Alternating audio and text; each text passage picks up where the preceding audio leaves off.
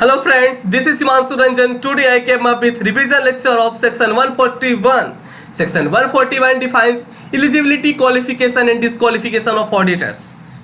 तो आज हम लोग ये जानना वाले हैं कि क्वालिफिकेशन क्या होना चाहिए एक ऑडिटर का।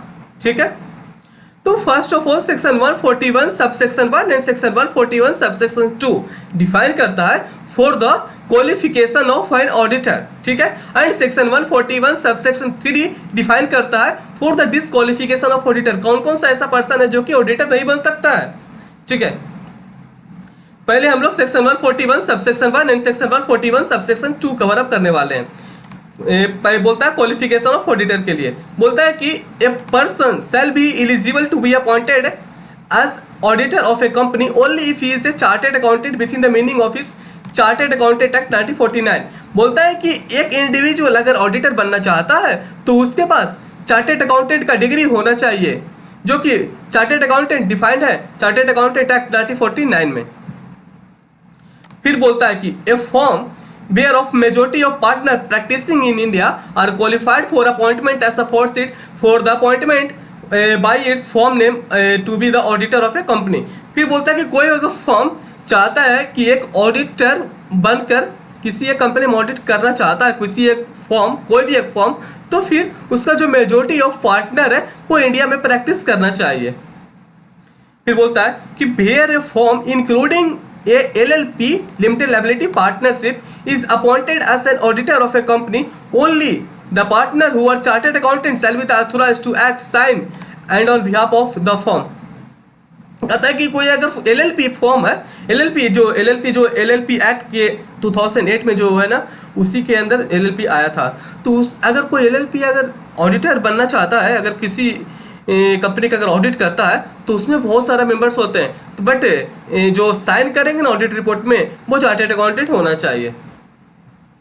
हम लोग सेक्शन 141 सबसेक्शन 3 में बोलता है for the disqualification of auditor. Section 141 subsection 3 disqualification of auditor, the following person shall not be qualified for the appointment as an auditor of a company. पहला है कि एक बॉडी कॉर्पोरेट कभी भी ऑडिटर नहीं बन सकता, क्योंकि एक बॉडी कॉर्पोरेट एक सेपरेट लीगल एंटिटी होता है। एक इंडिविजुअल अलग होता है और एक बॉडी कॉर्पोरेट अलग होता है। अगर बॉडी कॉर्पोरेट अगर कुछ गलत कर भी देता है तो उसके डायरेक्टर के ऊपर कोई भी पेनल्टी नहीं आता है, इसलिए बॉडी कॉर्पोरेट को सीधा अलग कर दिया है कि आप एज एन ऑडिटर आप काम नहीं कर सकते। इसलिए सब लोग बोलते हैं कि मैं एक कंपनी नहीं, मैं एक फर्म खोलूंगा। मतलब एक ऑडिटर जो ऑडिट करेगा वो एक फर्म ही कर सकता है, या एक इंडिविजुअल पर्सन भी एक ऑडिटर काम कर सकता है, बट एक बॉडी कॉर्पोरेट कभी भी एज एन ऑडिटर का काम नहीं कर सकता है। तो पहला डिस्क्वालिफिकेशन है body corporate other than LLP कर सकता है, क्योंकि LLP में बोलता है कि लिमिटेड लायबिलिटी पार्टनरशिप एक्ट 2008 में LLP आया था। इसने बोलता है कि अगर कोई भी अगर कांड करता है LLP एज एन ऑडिटर, तो फिर वो जो लिमिटेड लायबिलिटी पार्टनरशिप का जो टैग है ना, लिमिटेड लायबिलिटी पार्टनरशिप का जो टैग लिमिटेड लायबिलिटी वो हट जाता है, और उससे ये होगा कि जो उसमें जो डायरेक्टर है, जिसमें जो पार्टनर होंगे उनके ऊपर पूरा का पूरा लायबिलिटी आ जाएगा, और उनको अपना पर्सनल जो भी उनका है पर्सनल एसेट उससे उनको रियम्बर्समेंट करना पड़ेगा, मींस फाइन देना पड़ेगा। इसलिए बोलता है कि LLP एक ऑडिटर बन सकता है, बट एक बॉडी कॉर्पोरेट एक ऑडिटर नहीं बन सकता है। फिर बोलता है कि एन ऑफिसर और एम्प्लॉय भी नहीं बन सकता है, जो इस कंपनी का एक ऑफिसर एम्प्लॉय वो भी नहीं बन सकता। A person who is a partner और who is in the employment of an officer of a company वो भी नहीं बन सकता है।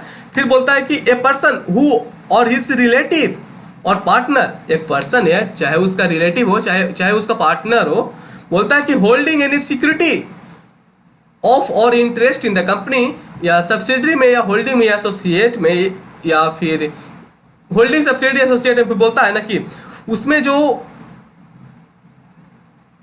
सिक्योरिटी होल्ड करेगा ना वो 1 लाख से ज्यादा का फेस वैल्यू नहीं होना चाहिए। ठीक है,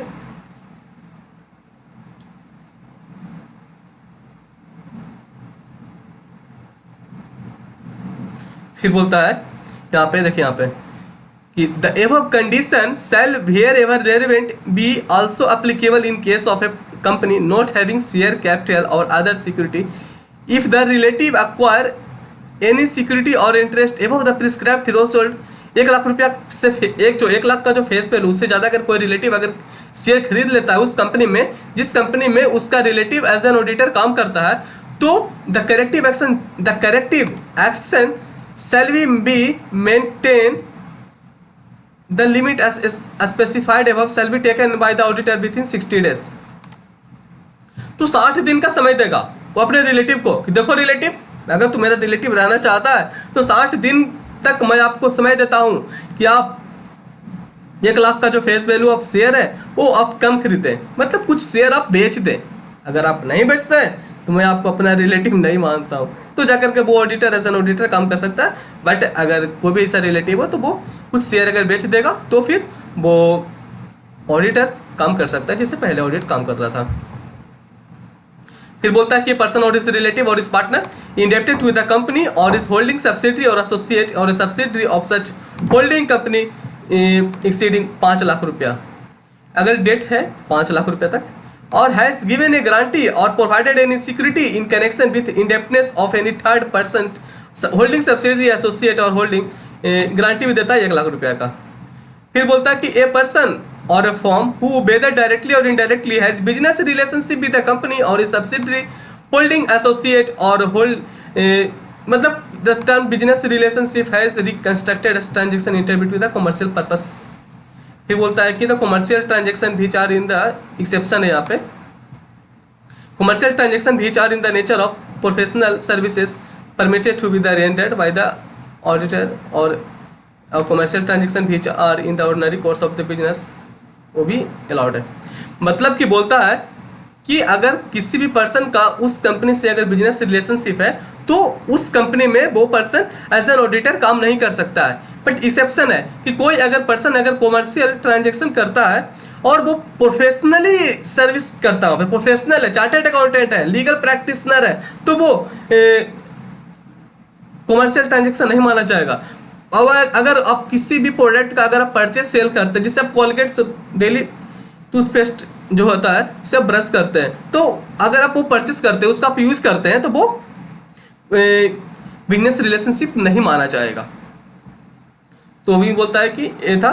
फिर नेक्स्ट पॉइंट ये है, a person whose relative is a director, कोई अगर जो ऑडिटर है उसका रिलेटिव अगर डायरेक्टर है और in the employment of the company as a director और केएमपी, कोई भी अगर पर्सन एज एन ऑडिटर बनना चाहता है उस कंपनी में, अगर उसका रिलेटिव डायरेक्टर और केएमपी है, तब उस कंपनी में वो पर्सन एज एन ऑडिटर काम नहीं कर सकता है, अपॉइंटेड नहीं होगा। काम क्या?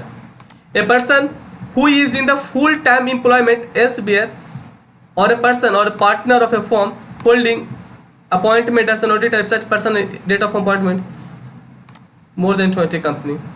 बोलता है कि कोई भी एक पर्सन है 20 कंपनी उसका कंप्लीट हो चुका, मीन्स वो 20 कंपनी में ऑलरेडी वो एज एन ऑडिटर अपॉइंटेड है, तो वो आगे जो भी 21 कंपनी जो आएगा उसको अपॉइंट करना चाहेगा एज एन ऑडिटर, तो वो 21 जो कंपनी है उसमें वो एज एन ऑडिटर काम नहीं करेगा, मीन्स अपॉइंट ही नहीं होगा। A person who has been convicted by a court of an offence involving fraud a period of 10 year has not elapsed from the date of such conviction. कोई अगर एक person है वो फ्रॉड के कारण वो जेल गया, तो जिस दिन से उसका कन्विक्शन हुआ था उस दिन से 10 साल तक ओवर हो जाना चाहिए। जिस दिन 10 साल ओवर हो जाएगा उस दिन वो एज एन ऑडिटर काम कर सकता है। एनी पर्सन हुज सब्सिडरी और एसोसिएट और any other form of entity is engaged in the date of appointment consulting specialised services देता है सेक्शन 144 में, तो वो भी एज एन ऑडिटर काम नहीं कर सकता है। बोलता है कि कोई भी अगर एक इंडिविजुअल है वो स्पेशलाइज्ड सर्विसेज देता है कंपनी में, स्पेशलाइज्ड सर्विसेज डिफाइंड है सेक्शन 144। सेक्शन 144 बोलता है कि इंटरनल ऑडिट का सर्विसेज देता है, इन्वेस्टमेंट एडवाइजरी सर्विसेज देता है, बैंकिंग का सर्विसेज देता है या कंसल्टेंसी सर्विसेज देता है, डिजाइन एंड मेंटेनिंग सर्विसेज देता है। तो ऐसा सर्विसेज अगर कोई भी एक इंडिविजुअल दे रहा है एज पर सेक्शन 144, तो वो एक ऑडिटर अपॉइंट नहीं हो सकता उस कंपनी में। फिर बोलता है vacation of office by auditor section 141 subsection 4। If a person appointed as an auditor of a company incur any of the disqualification specified section one substance that he shall be deemed to be the vacated his office, such vacation shall be deemed to be the casual vacancy in the office. और कोई भी auditor अगर वैकेट करता है, एक अगर कोई भी एक डिस्क्वालिफिकेशन उसके ऊपर आ जाता है तो उसको कंपनी छोड़कर जाना पड़ेगा. So friends, section 141 is completed. If you like my lecture, then please like my videos and please share with your friends, and most important, please subscribe my channel. Thank you.